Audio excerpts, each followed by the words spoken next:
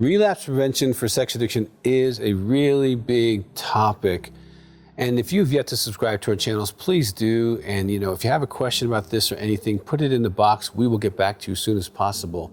Now, relapses in sex addiction do not, and I'm going to say that again, do not have to happen. I have a polygraph in my office. I have not relapsed in over 37 years. Okay? That's a lot of life. That's a lot of challenges. That's a lot of bad days. Okay, it's awful a lot of good days too, but you don't have to relapse. If you have the mindset that you have to relapse, you're gonna relapse, you're gonna relapse. Now, how do you prevent it? The people that are determined to preventing a relapse are the most successful in not having them, okay? So they have a plan up front, okay? If I even start getting the idea of, hey, going checking her out, talking to her, looking at porn, getting an open access to the internet, going down to the 7-Eleven, get a magazine, like the seed, the thought of the seed of like, you know what, I'm thinking about this. That's when you absolutely make a phone call and say, listen, the sex addiction is talking to me. I know what it wants me to do. I've done it before. I felt guilt, shame, fear, self-hatred afterwards. I don't want to do that. And let somebody know. Once you let another person know these dark thoughts that are going in your brain, they disappear. Okay, the pressure to do it goes away either totally or significantly. You realize that there are other people that care about you and you don't have to abandon yourself to your addiction processes. Okay, so you have a plan to make a phone call. You have a plan knowing what are your emotional triggers. This is all in the 101 exercises, okay? You have a plan that says, okay, if I feel angry, hurt, if my wife says no to sex, if my kid says they hate me, whatever your triggers are, okay, alone is usually one, okay, rejected is usually another, bored is often one, because sex addiction fills an entertainment gap for you. So finding that, those emotional buttons and knowing if you're feeling those feelings, that you actually have a plan to process that. I would strongly recommend the book Emotional Fitness. It teaches you how to have that feeling, expand that feeling, manage that feeling, and switch that feeling.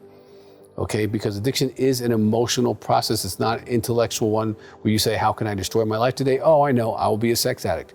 It's not an intellectual decision. It's an emotional decision to go back to the addiction.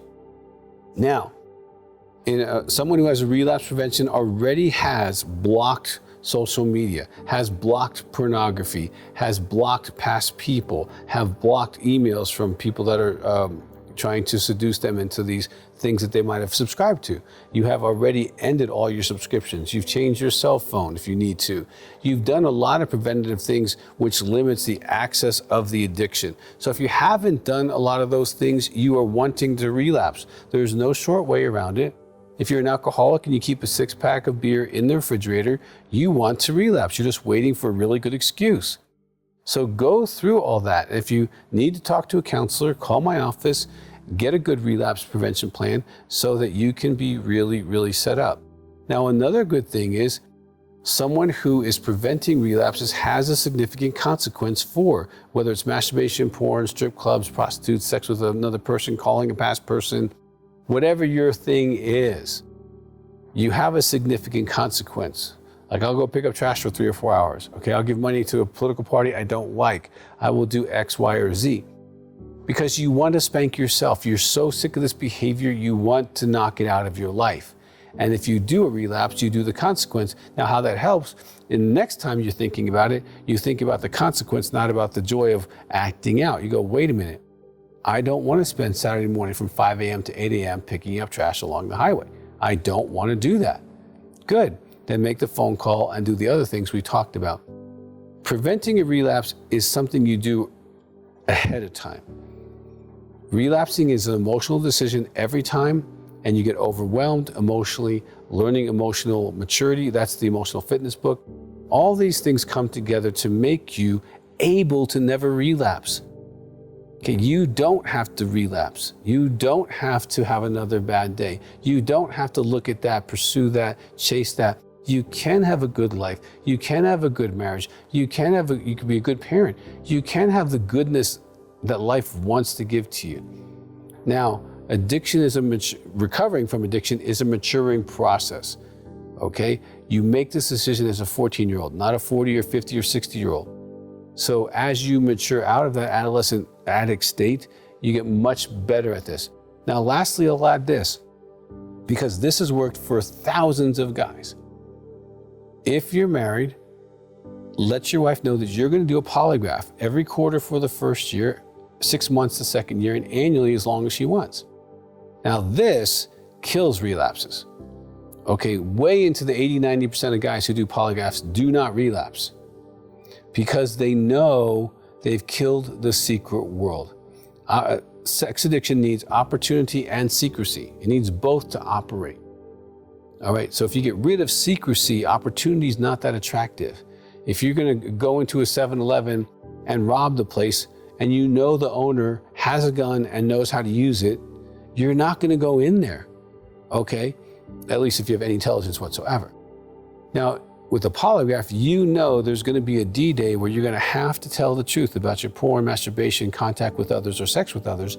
So you are not going to do that knowing you're going to get caught. Really lower likely chances of doing it. Do men and women do it? Of course, there's always that person.